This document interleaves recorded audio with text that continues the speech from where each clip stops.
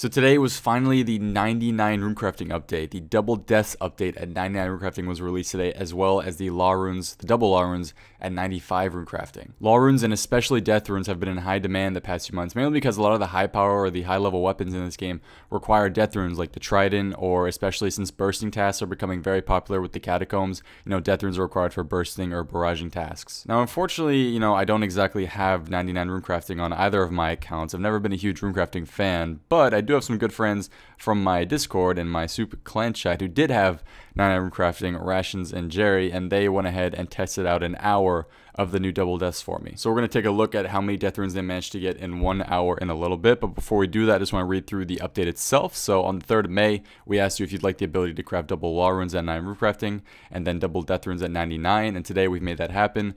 By looking at where these runes come into the game, we're confident that this update will give the Spire Runecrafting something great past level 91 without damaging the economy, which I agree.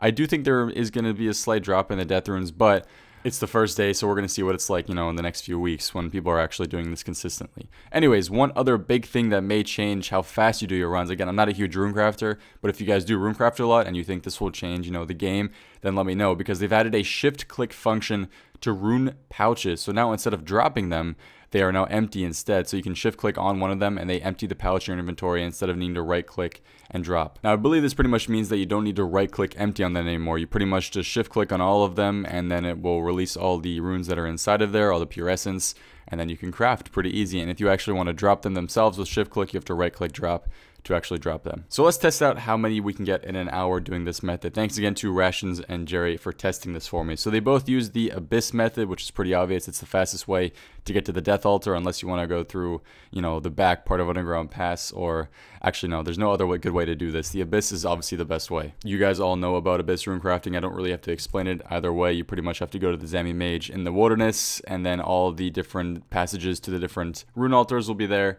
Go through the death one and you're there, and you can craft your death runes. So in the hour that we managed to do from Jerry and Rations managed to get 5,508 death runes from the 1 hour, which at the end of the day was 1,787,731 GP. Obviously depends on the prices at the moment, but about almost 1.8 mil an hour from that from Rations. And then our man Jerry managed to get us 5,290 death runes, which added up to about 1.6 million GP. So between the two, an average of about 5,350 death runes and an average of about 1.7 million GP per hour. So nature runes are currently at 228 GP, which means that those are still around 1.2 million GP an hour for the double death runes at 91. Now this profit is of course day of release profit. It's pretty much within the couple hours that the update was released that these guys finished their hours death runes and then sent me the footage.